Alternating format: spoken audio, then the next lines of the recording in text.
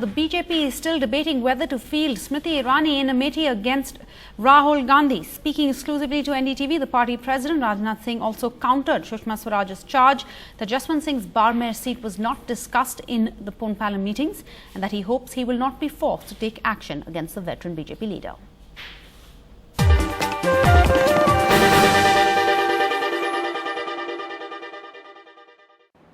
For elections 2014, a million aspirations based on the vote of millions are out in the air. And perhaps biggest responsibilities for creating a mandate for 2014 lies with Mr. Rajnath Singh, the BJP president, who is right now sitting in his Lucknow home, not in his Delhi home as a BJP president, but as a candidate asking for vote from the people of Lucknow, like at one time Mr. Atal Bihari Vajpayee had done. Rajnath ji, how big is this honor that your party has given you, that you are standing today and fighting and asking for votes as one of the tallest leaders in the country, Mr. Atal Bihari Vajpayee did?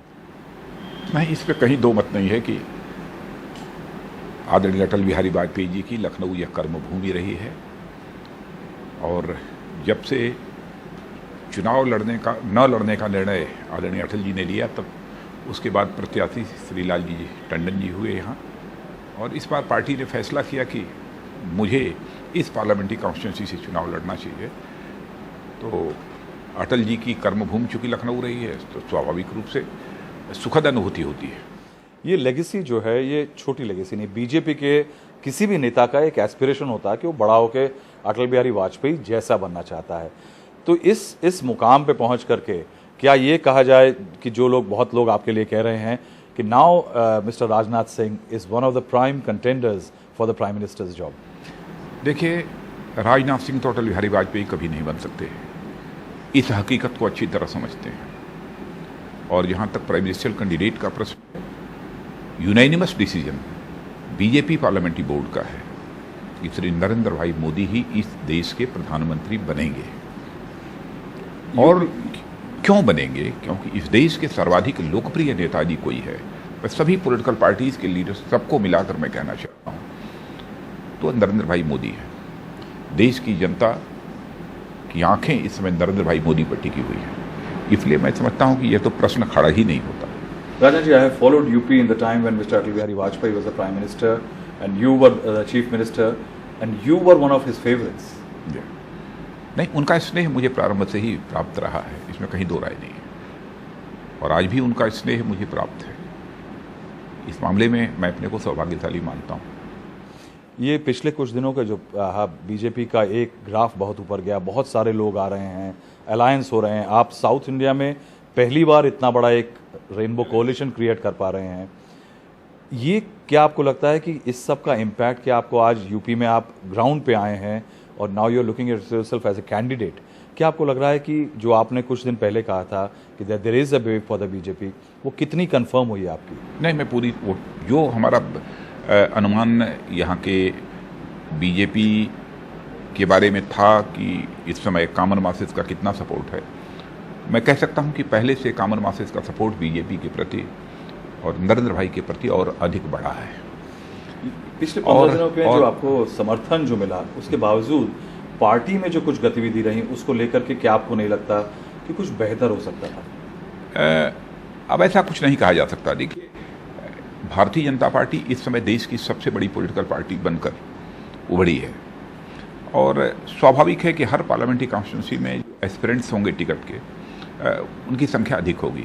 लेकिन अगर aspirants में मुरली मनोहर जोशी जैसे बड़े नेता नहीं, जो नाराज हो जाते हैं कि देखिए, डॉक्टर मुरली मनोहर जी जोशी का जहाँ तक प्रश्न है, डॉक्टर मुरली मनोहर जोशी जी ने कभी भी ये नहीं कहा कि हमको यहाँ से टिकट देना चाहिए, वहाँ से टिकट देना चाहिए, कभी उन्होंने ऐसी इच्छा व्यक्त नहीं की है। जसवंत सिंह, ये तो चाहे हम हों चाहे जोशी जी हों, जसवंत सिंह जिनके आप अनुज की तरह से थे, you were like a younger brother to him, you have worked with him as a senior minister in the government, क्या आपको नहीं लगा कि दैट वाज इनडिसिप्लिन?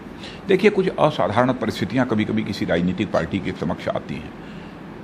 असाधारण परिस्थितियों में कुछ असाधारण निर्णय भी करने पड़ते हैं, लेकिन मैं समझता हूं कि श्री जसवंत सिंह जी की प्रतिष्ठा को मापने का पैरामीटर केवल लोकसभा का टिकट नहीं हो सकता है।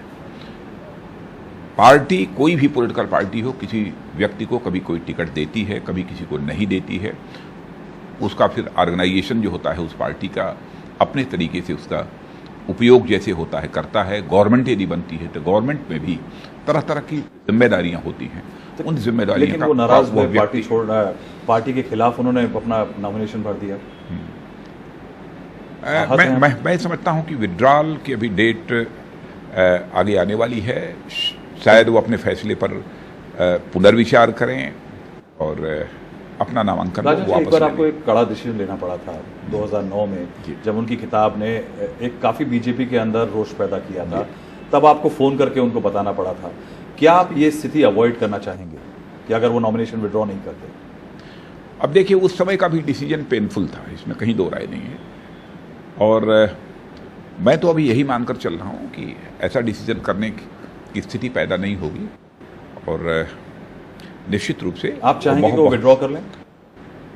नहीं, मैं तो बिल्कुल चाहूंगा, क्योंकि हमारी पार्टी के वो एक सीनियर लीडर हैं और हमारी पार्टी, क्योंकि आपकी पार्टी के सीनियर लीडर सुषमा स्वराज कह रही हैं कि she is saddened that the treatment mister Jaswant Singh had to file his nomination. नहीं, हाँ, ये तो बात सही है। नॉमिनेशन फाइल करने के कारण तो हम लोगों को भी निश्चित रूप से बिल्कुल चौंक गए हम लोग, क्यों ऐसा। लेकिन ये बातें क्यों आ रही है राजनाथ जी? क्योंकि आपकी कई सारी बैठकें हुई इलेक्शन कमेटी की, जिसमें हम लोग भी बाहर खड़े थे। You had long series of meetings. Why is this voice coming that these decision were not discussed in the election committee? नहीं, ऐसा कुछ नहीं था। राजस्थान के बारे में डिस्कशन हुआ था जी, लेकिन ऐसा प्रायः यह होता है कि जब कभी कुछ सीटों के फैसले नहीं हो पाते हैं तो लोग अध्यक्ष को अधिकृत करते हैं। अध्यक्ष को अधिकृत करने का मतलब ये नहीं होता है कि अध्यक्ष केवल मनमाने तरीके से जो चाहे वो फैसला कर दे। स्टेट बॉडीज और सबसे, हाँ, वो अध्यक्ष भी अपने सारे जितने भी सीनियर कोलीग्स होते हैं उनके साथ वो राय परामर्श करने के बाद ही अपना डिसीजन देता है। Then why do you think Sushma Swaraj was of the view that it was not discussed in the election committee meeting? क्या आपको लग रहा है कि कहीं कुछ ऐसा है कि उस समय नाम तो आया था, इसमें कहीं दो राय। जसवंत जी का जसवंत जी का नाम आया था। हाँ, मैंने वैसे ही जब राजस्थान का चर्चा चलेगी तो बट नेचुरल है कि उनका नाम तो आएगा ही आएगा। लेकिन यह बात सही है कि फिर यह हुआ कि 4 सीटें ऐसी थी राजस्थान राज्य की लोकसभा की कि जिनके बारे में उस समय निर्णय नहीं हो पाया। तो वहाँ की स्टेट कमेटी ने यह कहा कि इस संबंध में फिर बाद में हम लोग और इस पर विचार करके तब अडवाणी जी का भोपाल का एक दिन पहले इलेक्शन कमेटी से पहले उनका इस बात का कि वो जिक्र करें कि मैं भोपाल जाना चाहता हूँ। नहीं, उन्होंने ऐसा कुछ जिक्र नहीं किया। मैं उसकी जानकारी आपको दे दूं। श्री कैलाश जोशी जो भोपाल से सांसद हुआ करते थे, उनका एक फैसला था कि नहीं, मैं चुनाव नहीं लड़ूंगा जी। वो मुझसे मिलने के लिए आए और मुझसे मिलने के बाद फिर अडवाणी जी से मिलने के लिए भी गए थे। तो उस समय चूंकि वो चुनाव नहीं लड़ने वाले थे, इसलिए उन्होंने कहा कि एक भोपाल की सीट भी मध्य प्रदेश में खाली हो रही है, आप वहां से भी चुनाव लड़ सकते हैं। नहीं, अडवाणी जी ने आपको सूचित नहीं किया था कि मैं वहां से लड़ना चाहता हूँ? नहीं, दोनों राज्यों से यह प्रस्ताव उनके लिए आया था। वैसे नरेंद्र भाई ने भी मुझे यही आग्रह किया था कि अडवाणी जी बराबर यहीं से सांसद रहे हैं, गुजरात के साथ उनका बहुत ही पुराना रिश्ता है, इसलिए अडवाणी जी यहाँ से लड़ें तो मुझे बेहद खुशी होगी।